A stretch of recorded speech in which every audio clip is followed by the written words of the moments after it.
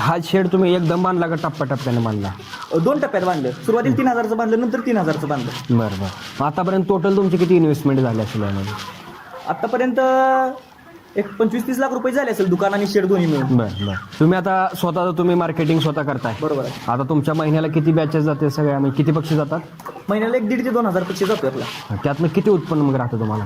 2,000 पक्ष पाठीमागं 1,000 पक्ष पाठीमागं आपल्याला राहतील बघा, एक 50,000च्या आसपास राहतील. 2,000 पक्षाचे 1,00,000 रुपये. म्हणजे वर्षाला 5 ते 6 लाख रुपये उत्पन्न तुम्हाला भेटू शकतं यातनं. हा बरोबर, भेटू शकतो. मग आता ह्या ज्या कोंबड्या आहेत, ह्या कोंबड्या ज्यावेळेस तुम्ही इथं तयार करता त्याला काय काय मेंटेनन्स काय का असतो?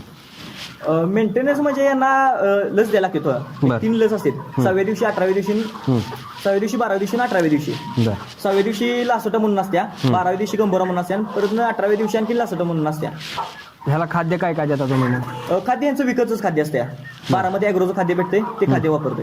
दुसरं काहीच नाही? दुसरं काय सुद्धा नाही. बरं.